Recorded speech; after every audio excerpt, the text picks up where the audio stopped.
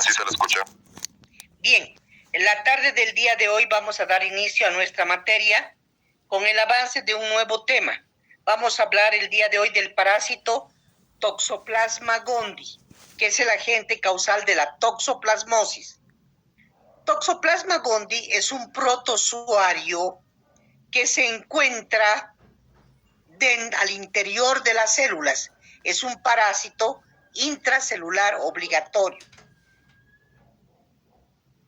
Como una de sus reminiscencias, podemos decir que Toxoplasma gondii tiene el parecido con una especie de arco. Por eso es que recibió un nombre en base al término griego que significa arco, en virtud de la forma de media luna del parásito.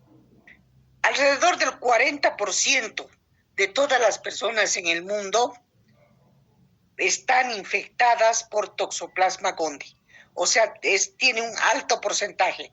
Estas personas, en su mayoría, son portadores sanos. Es decir, que pueden presentar quistes en diferentes órganos, como el corazón, el músculo esquelético y el sistema nervioso central. Principalmente aquellas personas que cohabitan o viven con gatos en su domicilio. Acá tenemos entonces que este es un parásito obligado de los felinos, de los gatos principalmente. Tiene un ciclo de vida, de reproducción y de transmisión, cuya fase comprende una fase en los felinos, en los gatos, y una fase de reproducción asexual extraintestinal en los huéspedes como el ser humano y también las aves. Por lo general se conocen 3 estadios o formas del toxoplasma que puedan ser infectantes para el ser humano. Los taquizoitos, los bradizoitos y los esporozoitos. Estas figuras que vemos, que estamos observando acá, corresponden a los taquizoitos. Taquizoitos de Toxoplasma gondii presentes en la sangre y que parasitan, por supuesto, y que son intracelulares al interior de las células sanguíneas. Podemos observar entonces los quistes en el cerebro, como están parasitando las células cerebrales, los bradizoitos y los quistes en los bradizoitos en el corazón también se pueden observar. El taquizoito, que es la forma infectante, se observa en la fase aguda de la infección por toxoplasma. Es, como decíamos, intracelular obligado y puede invadir cualquier tipo de célula, excepto los eritrocitos. Los hematíes o eritrocitos o glóbulos rojos no pueden ser invadidos por el taquizoito. Tienen forma de media luna y pueden medir entre 4 y 8 milímetros de largo. El taquizoito también puede ingresar a una vacuola en el interior de la célula, donde se va a multiplicar y después de varias divisiones, esa vacuola se va a romper y los parásitos liberados van a invadir a otras células, comprometiendo su multiplicación a mayores cantidades. Los bradizoitos que se transforman a partir de los taquizoitos bajo ciertas condiciones. Por ejemplo, los taquizoitos van a dar lugar a bradizoitos o se van a transformar en bradizoitos con mucha lentitud y se van a encontrar de estos bradizoitos dentro de los quistes. Pueden alcanzar un diámetro de 50 a 200 milímetros. Los quistes se pueden formar en diferentes tejidos, en particular en el sistema nervioso, en el cerebro, este es un quiste de bradizoitos, en el corazón y en el ojo. También podemos decir que existe una otra forma conocida como esporozoitos u ooquistes. El ooquiste es el que contiene a los esporozoitos y se han descrito los ooquistes y esporozoitos se han descrito solo en los felinos, pues es resultado o son resultado del ciclo sexual del parásito que se lleva a cabo en los felinos. Los ooquistes se excretan en las heces del animal, de las heces de los gatos. Los ooquistes no son infectantes como los taquizoitos, pero cuando son expulsados recientemente pueden esporular, y si esa esporulación ocurre en el suelo entre 2 y 3 días y requiere de algunas condiciones de humedad y aireación. Dentro de cada ooquiste, observen ustedes acá, se forman 2 esporoquistes. Cada uno de estos va a dar lugar o va a contener 4 esporozoitos. El ooquiste entonces se vuelve muy infectante, el ooquiste, para las personas y para los animales. Por un periodo que puede ser prolongado, en un clima templado, hasta 1 año pueden estar vigentes. Son muy resistentes a diversos agentes químicos, inclusive son resistentes al jugo gástrico. Por eso es que el ciclo vital de Toxoplasma gondii, que se desarrolla primeramente en los gatos, que son los huéspedes definitivos. ¿Quiénes son los huéspedes definitivos de Toxoplasma gondii? Los gatos. ¿Qué van a expulsar los gatos? Van a expulsar ooquistes. ¿Con qué? En sus materias fecales, en las heces de los gatos. Y en las células enteroepiteliales del intestino delgado se van a reproducir por esquizogenia o reproducción asexuada dentro del ser humano. En las mismas células puede ocurrir también reproducción asexuada. Esas heces que van a ser expulsadas por los felinos van a ser consumidas por roedores, por ganado porcino, por los perros, por ganado bovino, etcétera, etcétera. Y también van a ser contaminantes de los alimentos, de la carne de algunos animales que es consumida por el hombre. De esta manera, el hombre puede consumir alimentos que se encuentren contaminados con ooquistes de Toxoplasma gondii. Es muy peligroso que las mujeres que están embarazadas consuman estos quistes en los alimentos, porque en ese caso le puede producir a la mujer embarazada abortos espontáneos del bebé que está esperando. Por eso es que es muy importante que una mujer estando embarazada no tenga contacto con los gatos, principalmente cuando estos están infectados. Los ooquistes entonces son infectantes por vía oral para los animales domésticos y también para el hombre. El hombre puede infectarse entonces con estos mismos ooquistes. Las carnes son las crudas o mal cocidas, son las que pueden portar estos ooquistes, que también son infectantes. Luego de los ooquistes que ingresan al intestino, es en el intestino en que se transforman en taquizoitos. Y una vez que se transforman en taquizoitos, los ooquistes ingeridos, estos taquizoitos son los que pueden invadir otras células, donde se van a reproducir, van a dar origen a más taquizoitos, pueden ir, como he dicho, al músculo, al corazón, al cerebro, a los ojos. Inclusive, si una madre está embarazada, el feto puede ser infectado cuando la madre adquiere la infección durante el embarazo. Y si logra nacer el bebé, puede nacer con muchas anormalidades debido a la presencia de Toxoplasma gondii. La transmisión. Los quistes y los ooquistes son las 2 formas del toxoplasma que van a participar en la transmisión de la toxoplasmosis al ser humano y a los animales. La transmisión puede ser adquirida o congénita.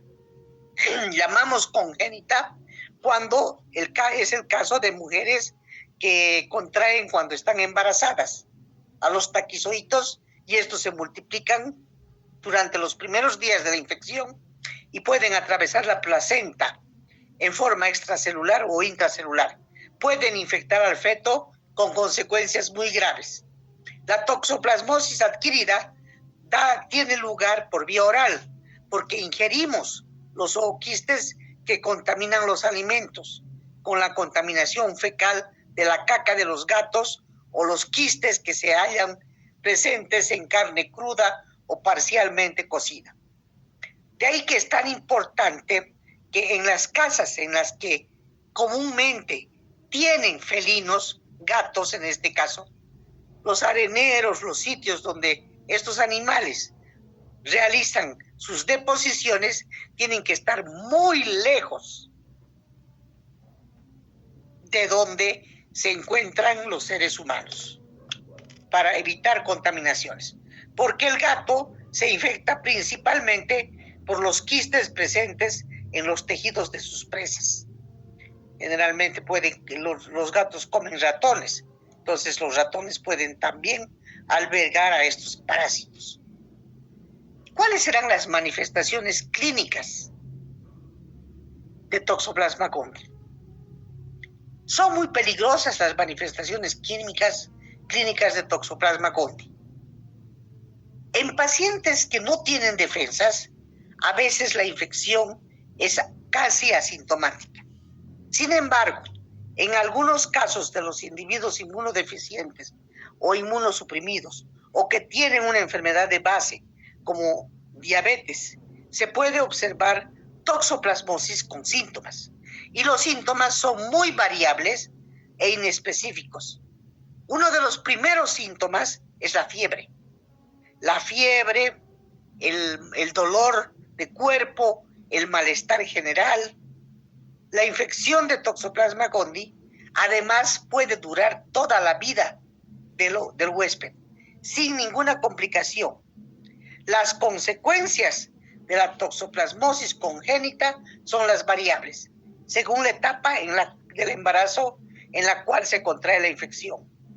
Mientras más temprana es la etapa en la que se contrae, más graves son las consecuencias. Se pueden producir abortos o puede conducir al nacimiento de niños anormales. Vamos a observar estas fotos que traigo a continuación de la toxoplasmosis congénita.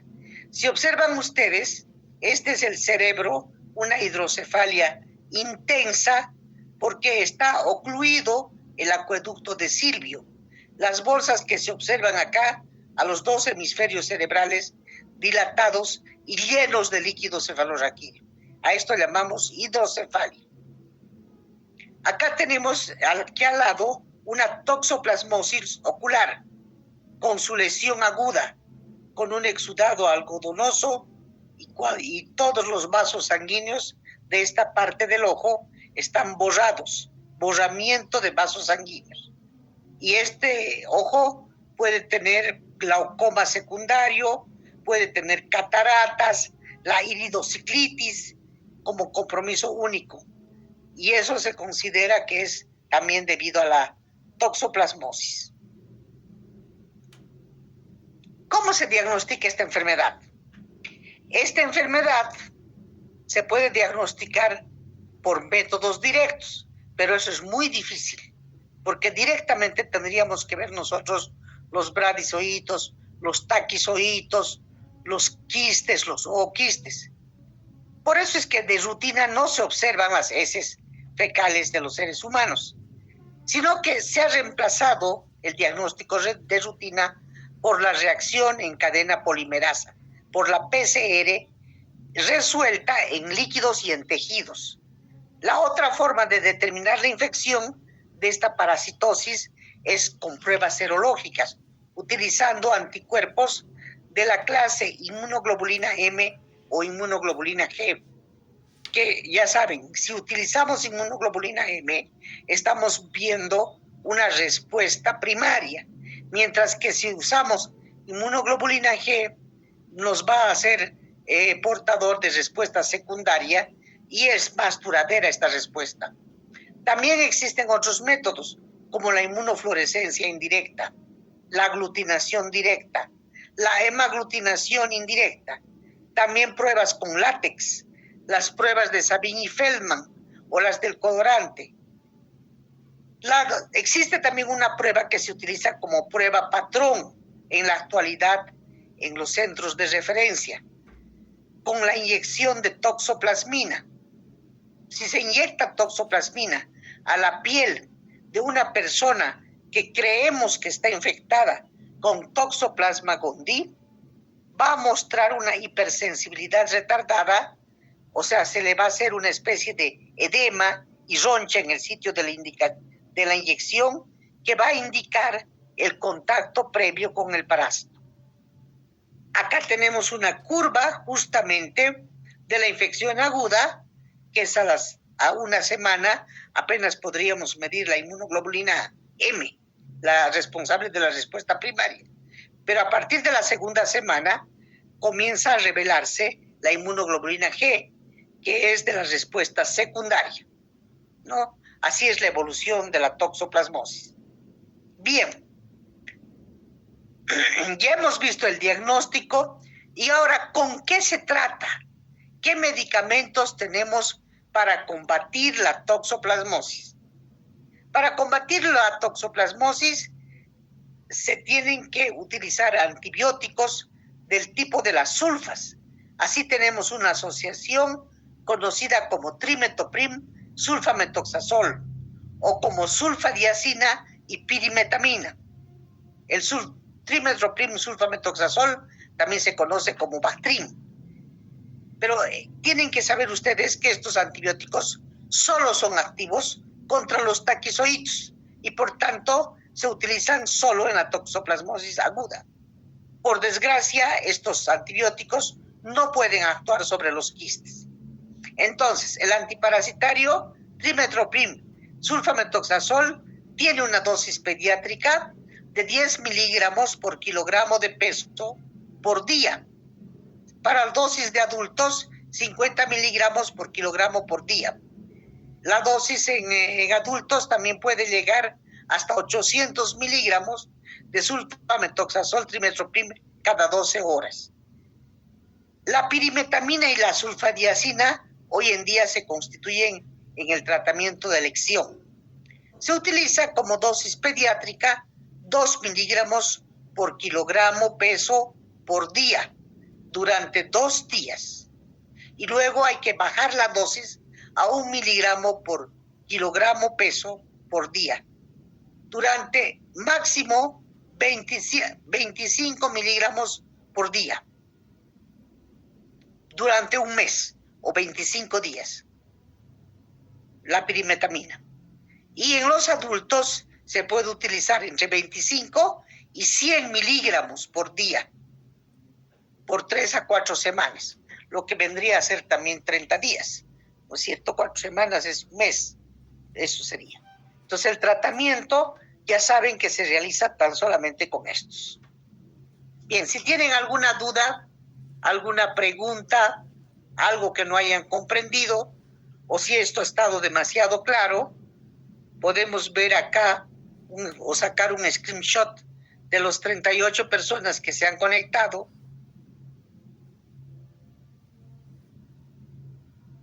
No se olviden que el examen va a estar para después volviendo del receso. Entonces, tenemos hasta el receso para avanzar. Y todavía creo que vamos a terminar Trypanosoma cruzi, Leishmaniasis y todos los hemoflagelados para dejar nada más que para el tercer parcial la parte de micología. Si tienen alguna duda acerca de Toxoplasma gondii, hablen ahora. Pregunten, por favor. Señorita Gardenia, habilite su micrófono. ¿Qué clase de parásito? Habilite su micrófono, Gardenia. ¿Qué clase de parásito es Toxoplasma gondii? Señorita Gardenia. Gardenia Cristel.